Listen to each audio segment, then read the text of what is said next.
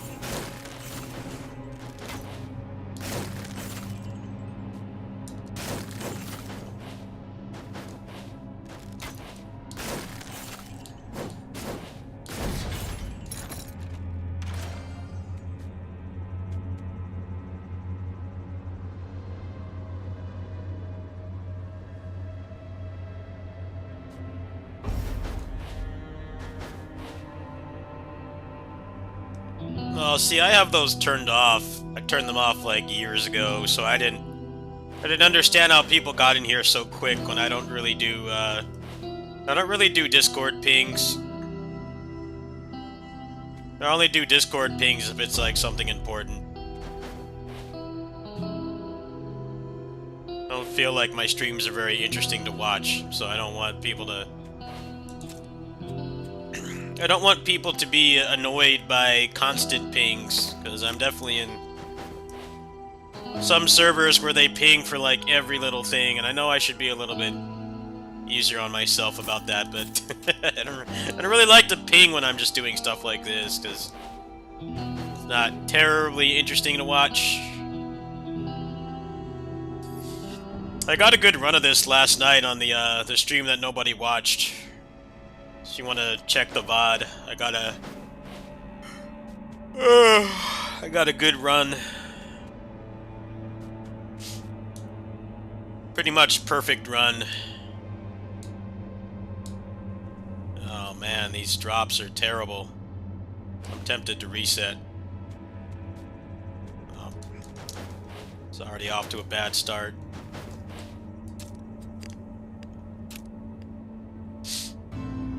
Probably stream for a little bit, and then I'm gonna go get something to eat, and then I have to do afternoon shift today.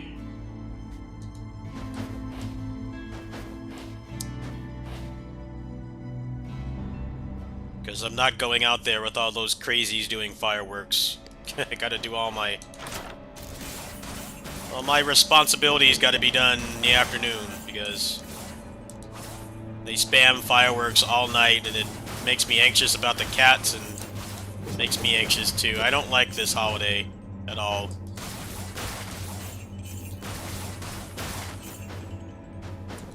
Probably should ping for streams more, but I kind of want it to only be for exciting stuff. I've been playing this game several times a week for months now. I think people are too interested in watching it. I could be wrong. I don't know how interesting this game is to watch.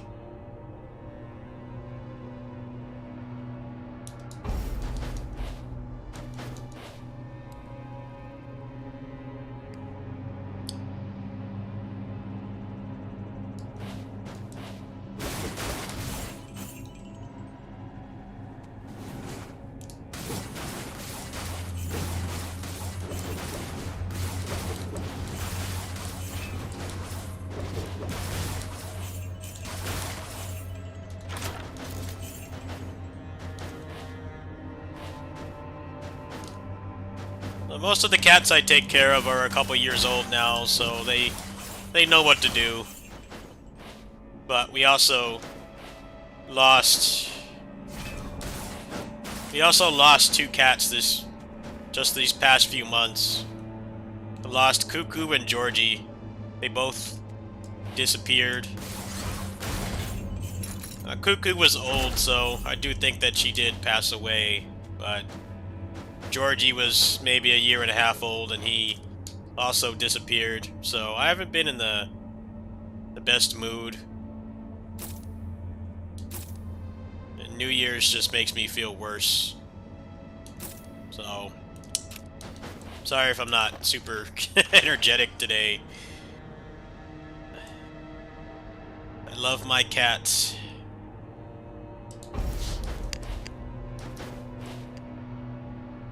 No, I posted in their Discord and got no response, probably because the publisher staff is off for holidays.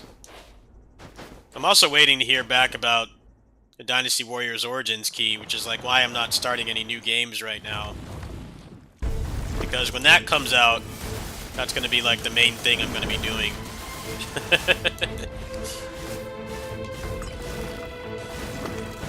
I'm like, yeah, do I really want to start a new game right now? If I might be getting a key for that in a few days. I'm like, if I do start a new game, it has to be a Steam Deck capable game. It can't be something that I'm doing on the computer only. Like this game I play on Steam Deck. I play this game even when I'm not streaming. I play it over at the gas station on a regular basis. So I'm like, I don't really want to start anything right now that I can't do on kitty sitting streams. Because I think I'm getting a key, and last I talked to them, they said that I would be getting one. But it's like I kind of gotta watch it with starting new games at the moment, because it's just gonna get thrown in the backlog when Origins comes out. Been doing pretty good at keeping the backlog in control this year. It's one of my non-serious accomplishments this year, was keeping the backlog under control. Most things I bought I did finish, or I at least played them, and I didn't like them, so I dropped it. I don't really want to start a new long game right now. PS2 stuff doesn't count because I'm not really streaming those all the time. I've been playing Crimson Tears and stuff offline too.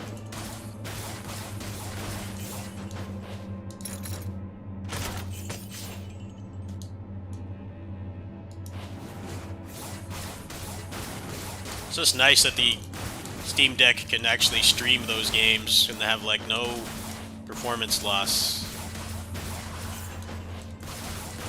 Very nice indeed. Steam Deck is great for niche games, but people are too obsessed with playing AAA games on it. I'm like, man, they run like garbage and they have like an hour battery life. I just don't. I'm not interested in that. I only play stuff on it that runs well. If it runs like garbage, I won't play it. I'll just play it at home. Especially because my part-time job is literally around the corner from me. So, like, I can even stream it. I can even stream from the Steam Deck and get decent latency. But people get a little bit too obsessed with playing like Cyberpunk and stuff on it. Like, man, the battery life is horrible. At least on the stock Steam Deck. On the OLED, it's a little bit more feasible. But I've got a stock one, and it's like heavily modded with. I have an NVMe drive in there, or 1 terabyte, and then also all the games and mods and stuff be such a pain to set up again. So I'm not getting a new portable PC until there's a significant upgrade. Meaning the processor's like 30% better than it is currently. Otherwise, I'm not gonna bother. I was tempted to get a ROG Ally X, but I just like don't really need it. Most of the stuff I play runs fine. Can't stream all of it, but it runs fine. Steam Deck is nice for channel workload reduction because you can play games over there, and when I'm out and offline and not connected to the internet, and come back here and record. It's been one of the best investments I've made for the channel.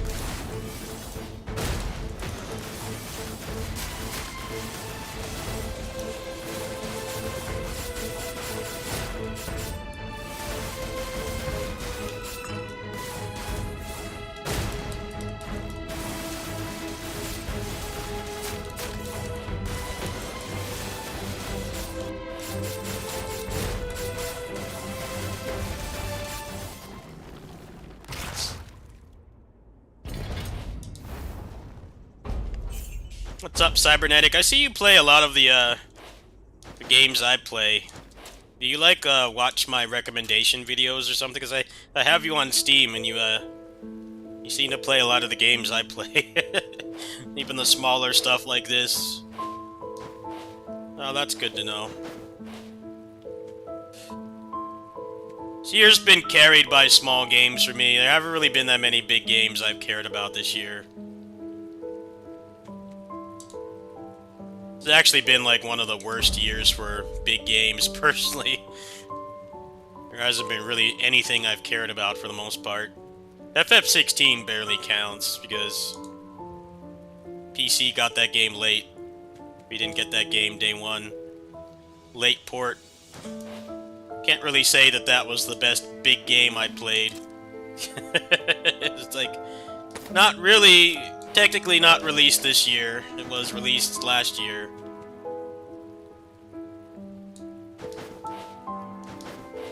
I was thinking about doing FF7 Rebirth, but open world is kind of making me lean towards no.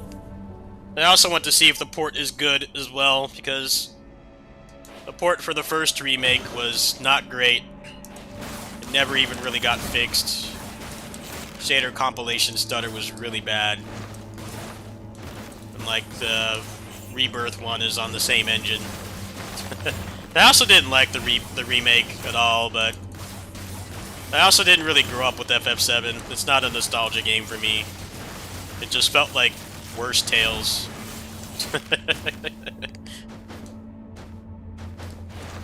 Just felt like worse Tales. I wasn't really enjoying it. I heard that the combat in Rebirth is like more action-based, less feeling like a weird MMO, but I don't know.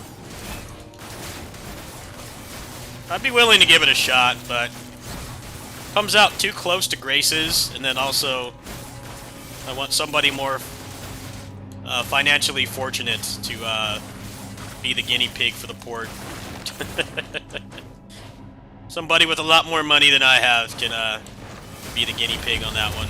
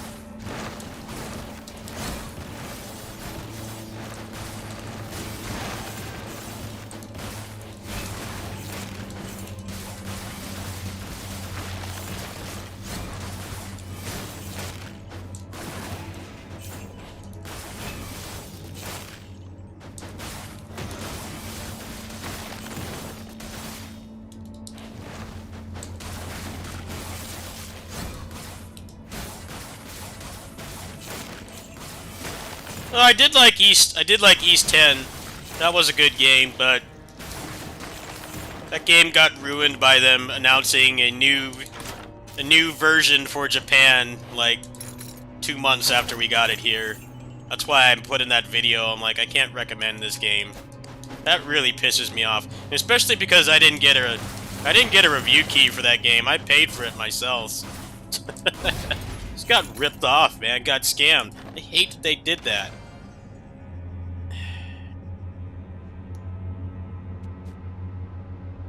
It's probably going to be a Switch 2 launch title.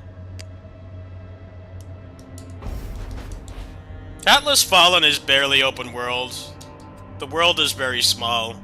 It's not a typical open world game where there's just big spaces of nothing. It's actually pretty small.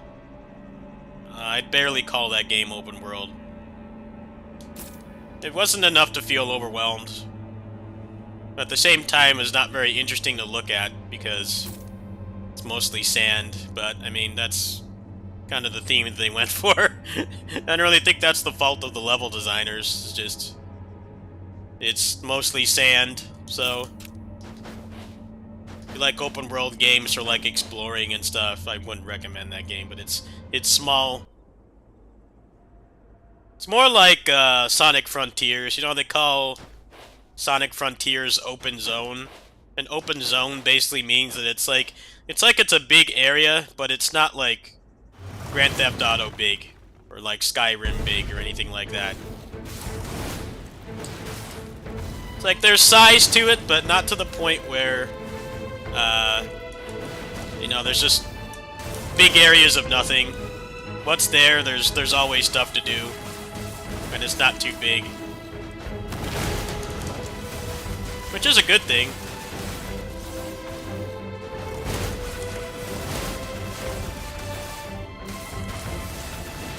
That's what was good about Sonic Frontiers, is it was open world, but small open world, not big. More like large open levels, instead of like just a huge space. And then also you're playing a character who's fast, so that helps too. Most open world games, like Breath of the Wild and stuff, your character has the stamina of an obese smoker, which just makes the big world worse. But like in Sonic and Atlas Fallen, the world is a lot smaller for one, and then also you move really fast. So it actually feels fun to explore, instead of stuff like Breath of the Wild where you're constantly exhausted. I saw people playing that game, and I'm like, man, this just does not look fun.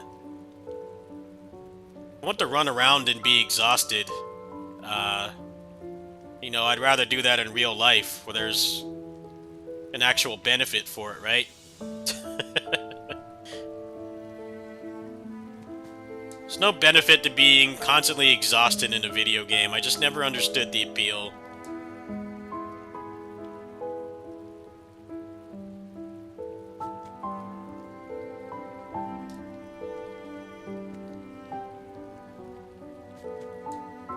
You know, you go walk or run or do like some kind of physical activity in real life, it like actually has a benefit. And you do it in a video game, it's like, I just don't want to be tired in a video game. I just don't.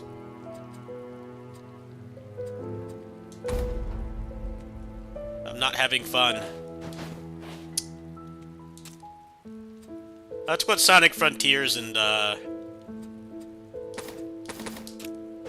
what Sonic Frontiers and Atlas Fallen did right. Dynasty Warriors 9 as well.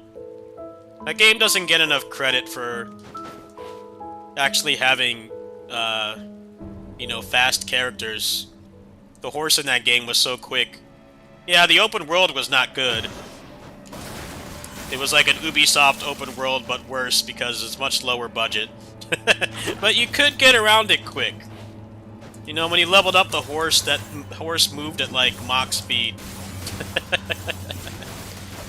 I made a video about that. I'm like, yeah, no, you know, the melee combat is better than most open world games.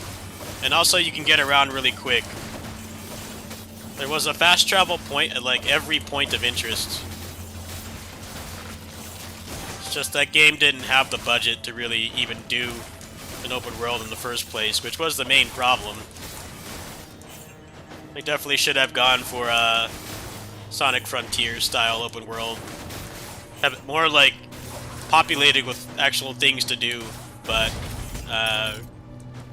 you know, make it smaller, and then just keep like the same traversal speed where you move like way faster than a big budget open world game. So like Grand Theft Auto, Red Dead, you know, those kinds of games. That would have been a lot better. But that's not what happened. That's definitely not what happened. The opposite happened.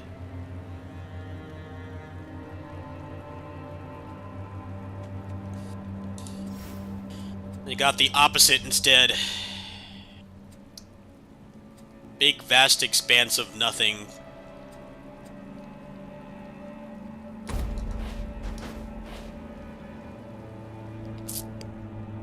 They got one part better than the big games, but then they had the same, also had the same problem the big games have, where it doesn't need to be that big. There's no benefit from it being that big, other than just padding out playtime, because so much of the space is not occupied by anything to actually do. You can make the world like 60% smaller, and then have those same activities and like points of interest, and you'd be done with the game a lot quicker. But then, like, you wouldn't also be exhausted by the open world.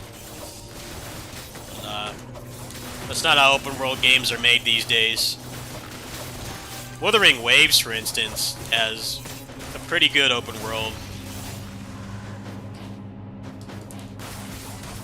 I do think it's too big, with in relation to how slow you move. But it does do that right, where there's something to do pretty much every corner. The fact that they have the ecosystem as well in that game definitely helps with making the open world feel like it has a point.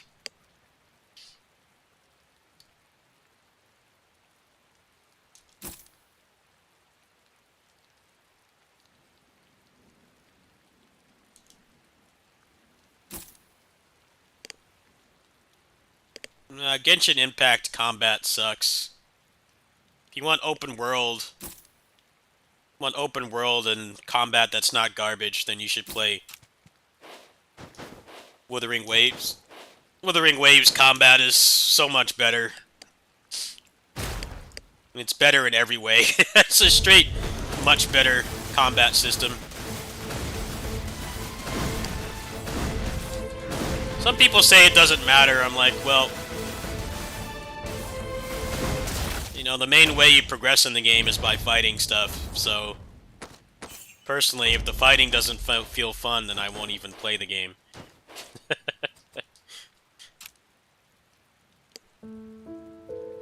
Yeah, I couldn't really get into it either. I'm hoping I can raise like 30 bucks and try to get the character before he leaves later today, but yeah, I don't really play it that much.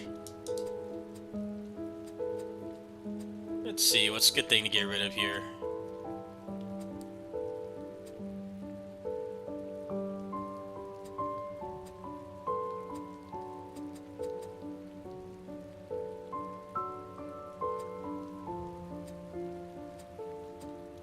Don't really have any room.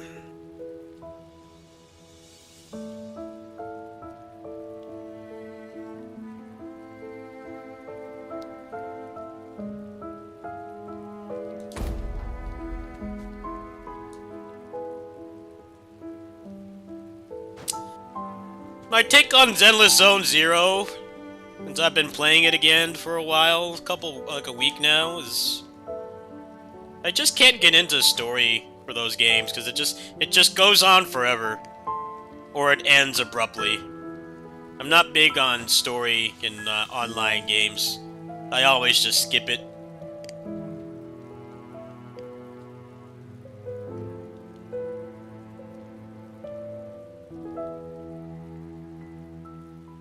I always skip it every time, without fail.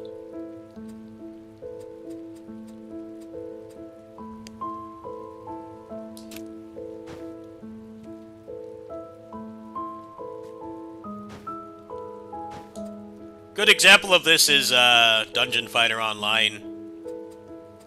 The story's literally been going on for like 20 years. It's been going on for like 20 years. Like, I don't know, man. That's too long. That's too long.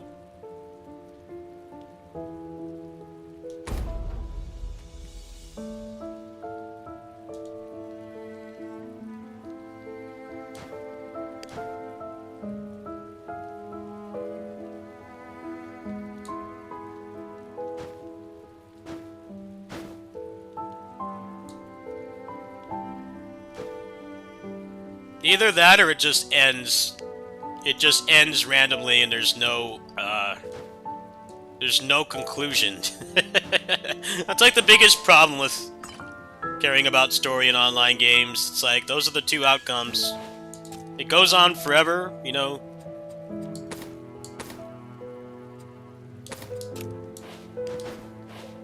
The length of the DFO story is not much shorter than One Piece currently, and I'm not making that up. DFO 20th anniversary is next year. In like a few months. Like, that's just too much, man. I can't be invested in a story for 20 years.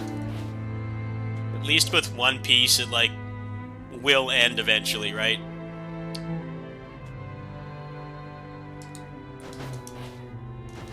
It's more likely to happen with DFOs, it'll just end randomly one day, and they won't finish it. No, it's never really been an appeal to me.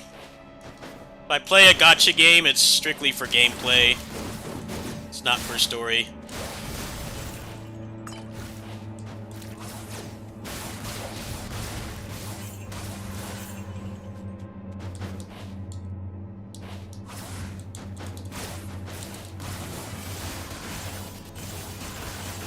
Doesn't help I grew up with stuff like Mega Man X, where they ended the story on a cliffhanger, and it's been 20 years now, and they haven't resolved that cliffhanger.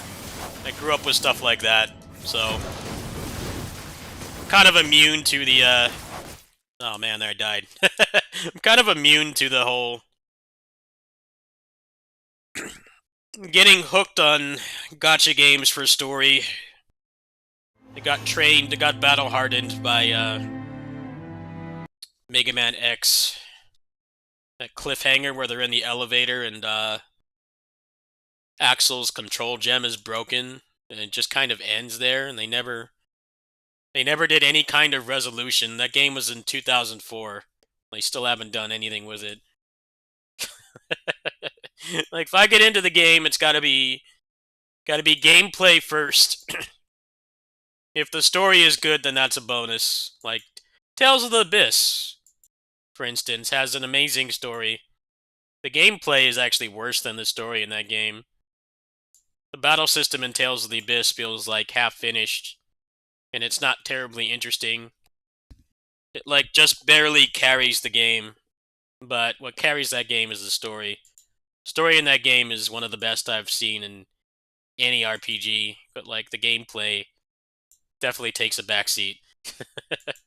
I've definitely played through that game more for the story than the gameplay. That's why there's that mod that's being made that adds like OTGs and stuff to the combat and jump cancels and shit to make the gameplay more in line with the story quality. I think Abyss is still one of the best JRPGs ever made for, you know, having decent combat and a really good story, but the combat is definitely worse. Like, there's no denying that. The combat in Abyss is just kind of uninteresting and doesn't really have a lot going for it. That game would be a disaster if it had a bad story, but luckily it has one of the best JRPG stories. Yeah, I grew up with a lot of games with disappointing stories, so it's part of why I'm more gameplay-oriented, but with, like, gacha games and stuff, I just don't care at all. Like, nope, skip that shit. I'm here for the grind and the combat, nothing else.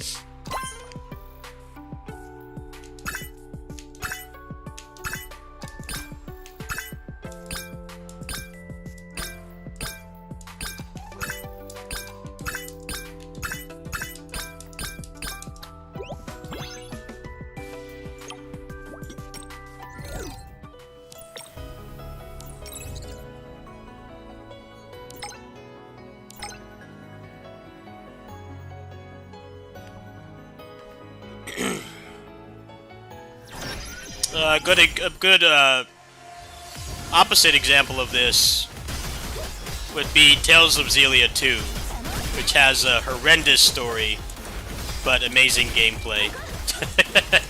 And what's worse about Xillia 2's story is that it completely craps on the original game story, which felt like it had a pretty concise and definitive end. The story in Xillia 2 felt like they wanted to have a new Tales game for 2012, but they didn't have anything else ready, so they took that same world and added more stuff to it. But the story is horrible. The story is really bad in that game. Like, if you're the kind of person that likes Tales games, you know, just because it has decent combat and, you know, a good story, like, just don't play Xillia 2. Don't. It ruins the first plot, the plot of the first game. The only reason to play it is the battle system. The combat is so much... I mean, the story is so much worse. They fixed the combat. I'll give that game that much, but... I would honestly tell a more story-oriented Tales player, like, just don't play Xillia 2. It's not worth it. It actively ruins the story of the first game, which was a pretty good story. That's one of those games I regret watching the cutscenes in. I'm like, yeah, I should have just done the usual and skipped it. awful story. There's some of the best combat the series will ever have, but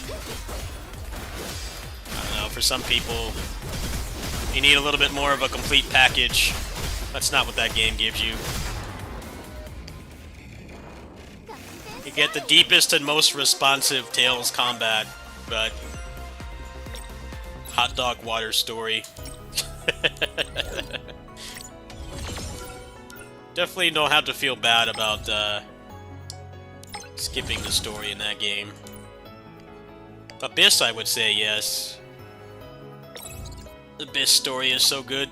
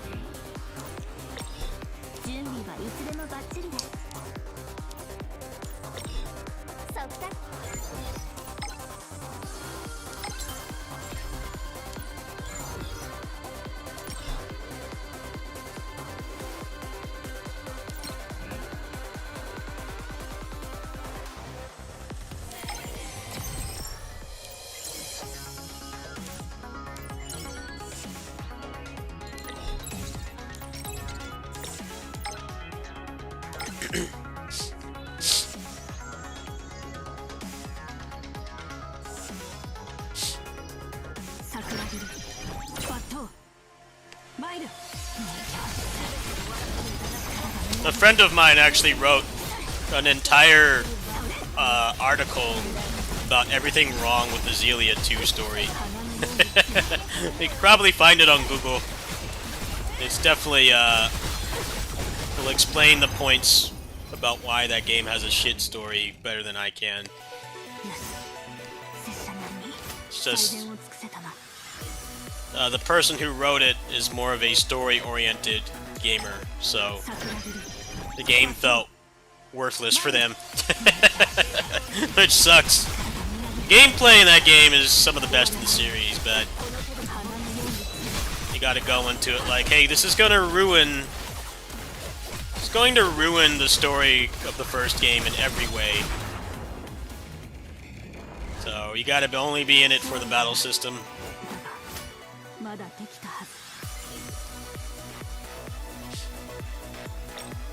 I don't think they'll ever have a story as good as Arise again. Not Arise, but Abyss. Abyss story was top tier.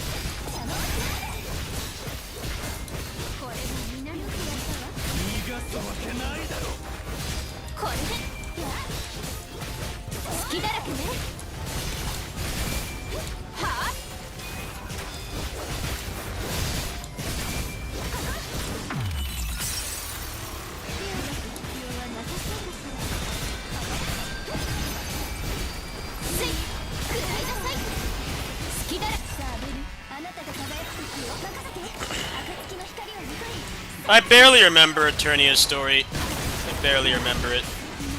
But I definitely didn't skip it. I just don't remember. Last time I played that game was like 20 years ago. I played that game when I graduated high school. So, a long time ago. 20 years ago. That's when I played that. I don't remember it.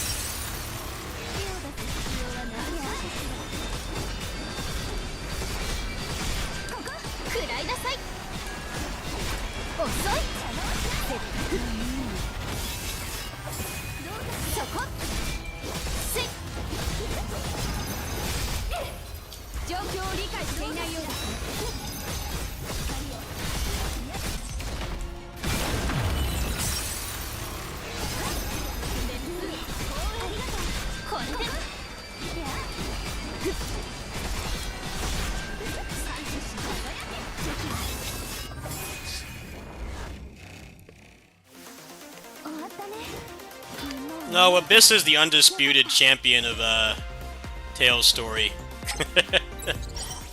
The undisputed champion. Like I said, it's the gameplay that's worse in that game than the story.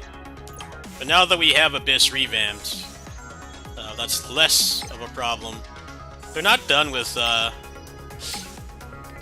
Abyss revamped, but there is the patch that you can download that buffs a lot of the characters, removes like recovery, adds OTGs and like restands and stuff. So definitely makes it a more balanced game. It's like the stuff that's not the story in that game feels very unfinished, but you kind of don't care because the plot is so good. But now it's more of a balanced game instead of just like, hey, this story is incredible and it's keeping me invested, but the combat is worse. Which is a weird thing for a Tales game, but that's exactly how Abyss is. You're the kind of person that skips cutscenes all the time. I wouldn't recommend playing that game vanilla. But if you're gonna give the story a chance, that game is incredible.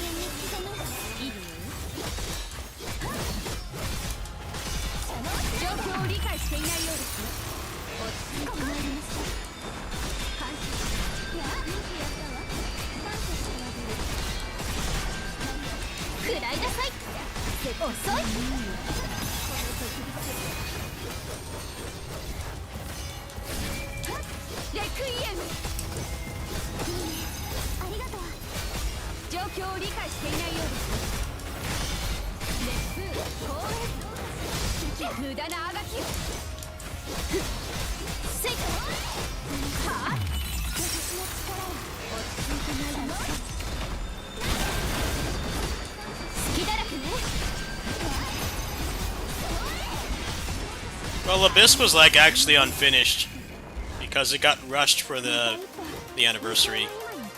That was the 10th anniversary game.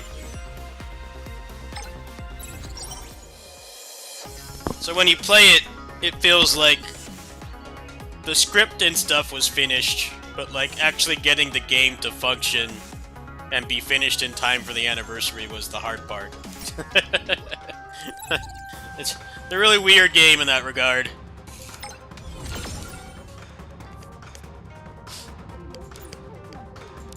Like, they knew that they had a peak story, but getting the game out the door was, like, really difficult for some reason, so...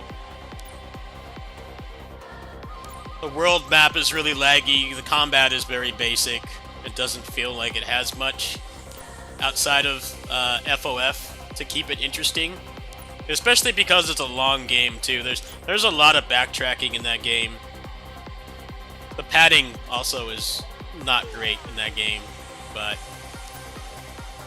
I'd argue the story being so good makes it a little bit more tolerable. But yeah, you waste a lot of time. Just walking around and stuff and going back to places you've already been to. That's how you can kind of tell the game wasn't finished. It definitely was not finished. What they put out was really good, but you kind of look at it and you can definitely see the cracks where getting that game out at all was a struggle, which is funny because that's exactly what happened with Xillia 1 as well. Xillia 1 had a good story, but it felt unfinished, especially the end. The end of the game, it's very blatant that they did not have time to finish that game at all. They were struggling to get that game out the door, which is why at the end, when you get to Olympias, it's like a 10-minute thing, and then the last dungeon is literally walking in a straight line. Like it's terribly obvious. Xillia 1 and Abyss really suffer from being anniversary games. I'd say Abyss is still the better game, but Xillia wasn't immune to that either. Being propped up as an anniversary game, but then like not giving them enough time to actually finish it. The end of Xillia 1 is so funny because it's just like blatantly obvious that there was no time left to finish the game.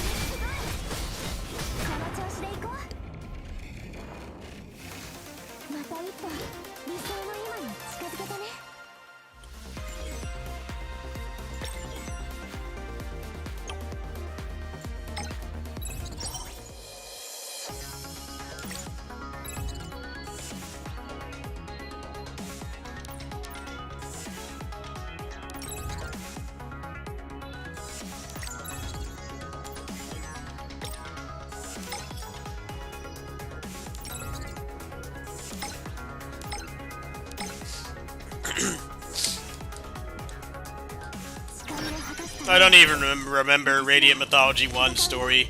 I don't even remember it.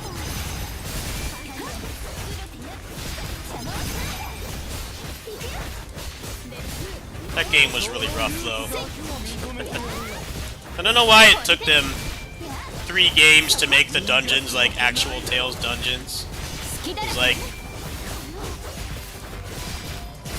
the dungeons in Radiant Mythology 1 and 2 were like 3D, but the draw distance was like N64 bad. So it was like, didn't really have a point of being that perspective.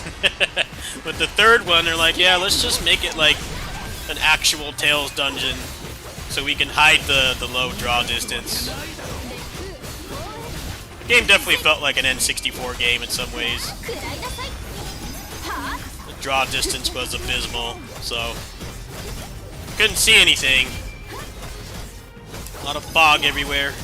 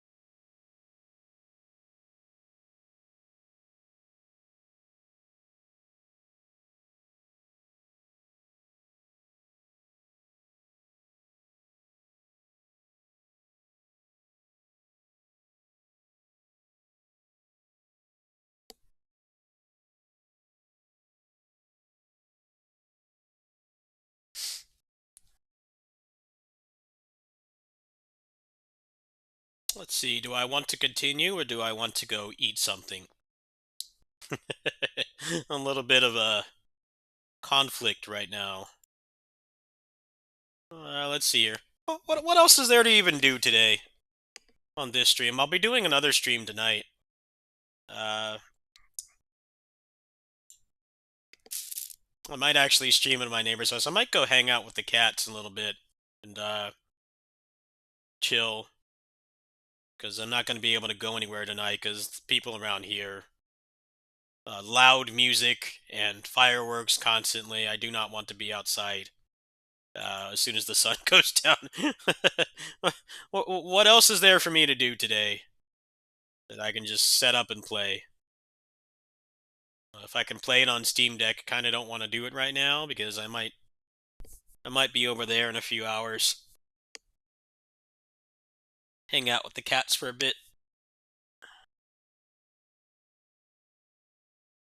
It's not even really Diablo. It was like N64 draw distance.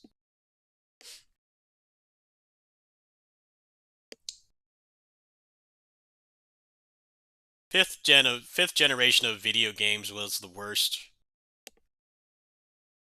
That's like the generation I can't go back to. I can play old games still. You know, I've played NES games and SNES games recently, like Game Boy Advance games and arcade games and stuff. Like just fine. They don't feel outdated. But man, going back to PS1 and N64 is really hard. That's the awkward puberty stage of video games. It really is. A lot of people that say that they want them to come back, I'm like, I don't know, man. The graphics took a major downgrade from pixel art, and then the frame rate took a massive dump too. To the point where, like, a lot of the really popular games like Ocarina of Time run at literally 20 FPS. Like, I just cannot go back to those games at all. It's just impossible. I can't do it. I can play stuff way older than that just fine. The PS1 and N64 was like the worst puberty stage of video games. It's just awful. That's probably why there's only like a couple indie games that they're not even trying to be like a 5th gen game. There's a couple that actually look pretty cool, but I just don't think people have a lot of nostalgia for those graphics. People have nostalgia for like pixel art and you know, PS2 era graphics, kind of like Assault Spy, how Assault Spy, outside of stuff like how much things are going on the screen and the explosions and stuff that the PS2 can't handle, it does look like a PS2 game, and some people were like fine with the graphics the way they were. But there's like barely any nostalgia for fifth gen graphics. People just actively don't like it. Myself included. I think that those games have aged like milk. But I guess that's what happens when you're trying to go 3D and the tech's not there. Speaking of which, we're going to play an N64 game right now.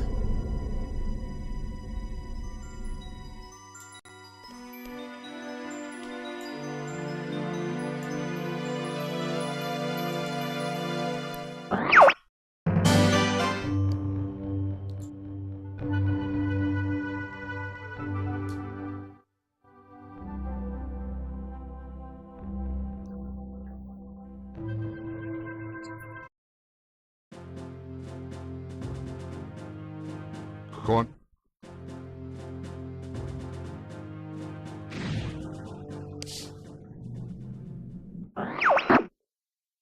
It's a... I'll do my best.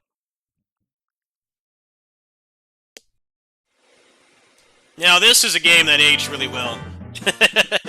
This game aged really well, and now that we have a good port of it, it's definitely one of the better aging 5th gen games.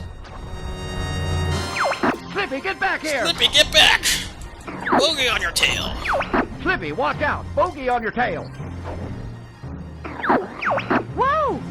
Help me! Thanks, Fox. I thought they had me.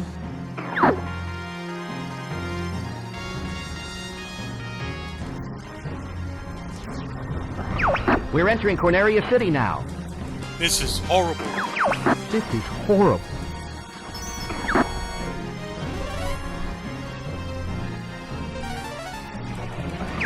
Everybody stay alert!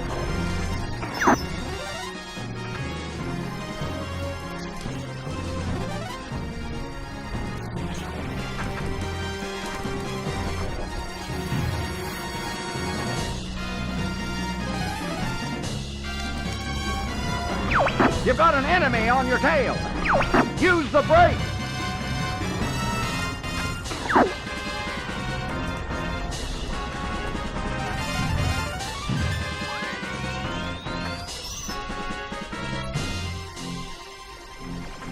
Something's wrong with the G diffuser. I'll take this one.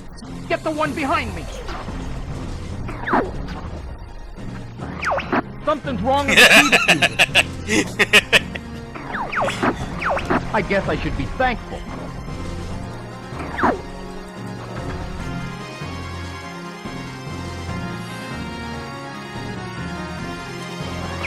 Do a barrel roll!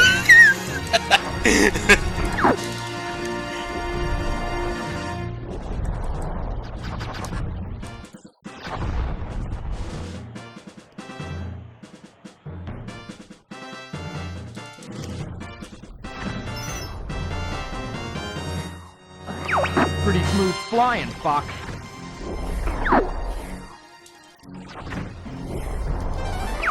Follow me, Fox! Falco, where are you going? I found the target. Try to keep up.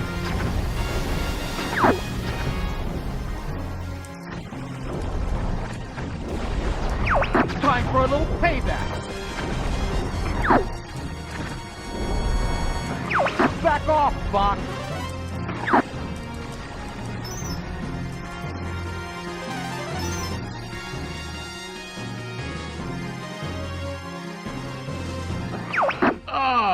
Someone wants to play. Incoming enemy from the rear. Drop altitude.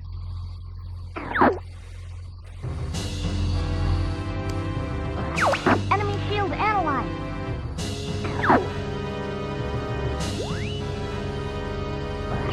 Deploy all units!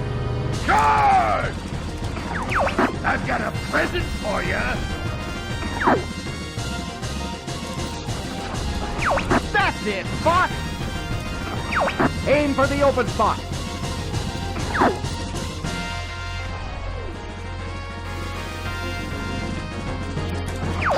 Yeah! It's working!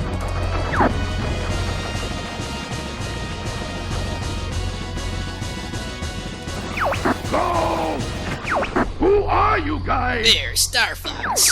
We're Star Fox. You'll never defeat Andross!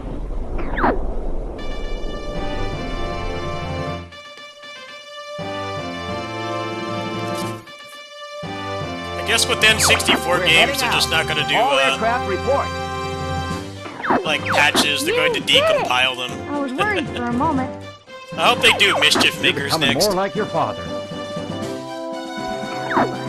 I'm fine. You okay over there, Fox?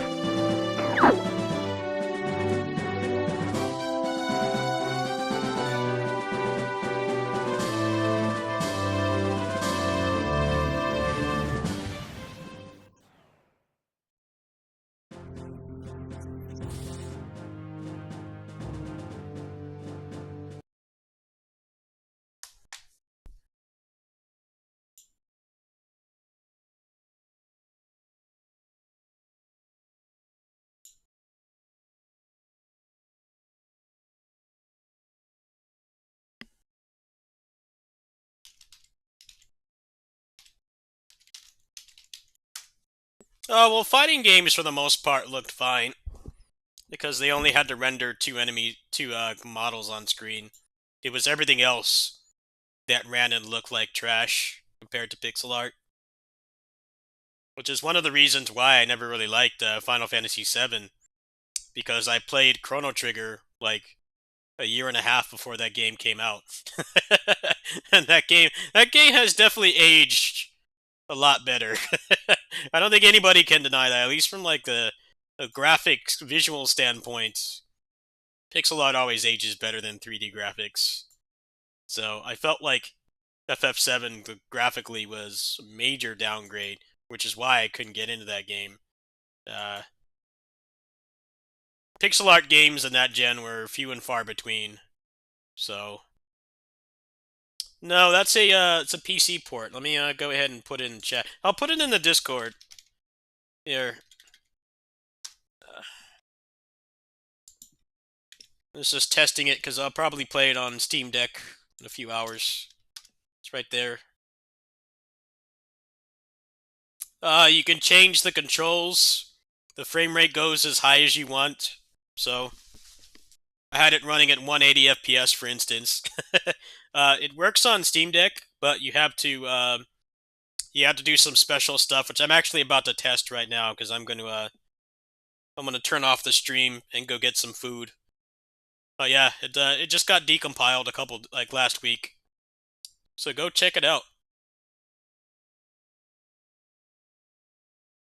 There hasn't really been a game as good as Star Fox 64. There's X Zodiac, which is pretty good, but other than that, there's not really much else. So now you can play the original without a garbage frame rate. It's pretty awesome. You can also change the controls as well. So if you want to get rid of the inverted vertical controls, you can do that. That's what I just did. I'll go back into it really quick, and then I'm gonna go ahead and eat something. I'll go back into it. I'll show the options. We'll do a little port review because I actually did grow up with this game. This game I played a lot in middle school. So you have resolution. You can change the renderer. The detail is also a lot better. You can fix some of the bugs. There's cheats as well. So if you just want to have fun, you don't care about sweat, you can get rid of stuff like the wings Message breaking. from General Pepper. Priority 1. Got a lot of cool stuff here. We The need controls your as well. help, Star Fox. Andros has declared war. He's invaded the instance- Lilat system and is trying to take over Corneria. Our army alone can't do the job. See how I Hurry, reverse Star these? Fox. So up is down and down is up. So you just get like arcade controls like that. It's not realistic. So I like that personally because I grew up with shmups and stuff. You can see the frame rate is way better. Models are tuned up a little bit. There's less textures as well. They're less pixelated. But like the big thing is the frame rate, the HD, the cheats as well, stuff that you can optimize. It runs on a toaster, so I'd argue the best platform for it is Steam Deck, as you get a portable version. It seems like with the N64 games, they're doing decompiles instead of like emulator upgrades and stuff. Like there's Mario 64. I think Goemon as well got a port, or there's one in the works. Ocarina of Time and Majora's Mask, and then Star Fox are like the main ones right now. But they're also working on a lot of the really other good N64 games that age like milk because of the frame rate and the resolution. Diddy Kong Racing, I think. I think the Banjo-Kazooie games, a couple others as well. But yeah, pretty awesome. It's definitely not as featureful as the Ocarina of Time one, which has like the whole randomizer and stuff, like mod support and stuff. But it's a rail shooter. I mean, I don't know how much you can really do with that. I think the intent was just to take one of the best games of all time and make it, modern with the frame rate and the resolution and stuff, which is fine. But yeah, go check it out. I'll go ahead and I'll post it in my Discord as well. And I'm actually going to test it on Steam Deck right now and then go get something to eat because my stomach's starting to growl. Alright, folks. I need to call my neighbor and see what the plan is today, but I'm supposed to be doing the afternoon shift, so I think I'm going to go get something to eat, go get some sun, and then I'll probably double back over here, feed the cats, and I might hang out with them for a little bit, since I'm going to bring my Steam Deck to the gas station, and then we'll probably do some kitty sitting stream kosher games, so PS2, maybe Dragon is Dead, Blaze Blue or something. So yeah, let me go get that set up and get some food in my belly, and I'll see you guys shortly. There will also be a New Year's stream tonight as well, but that'll probably be, actually it will be a PC-only game, so I might play like FF16 or Tales or Muso or something. So thanks for watching, I'll see you guys very shortly.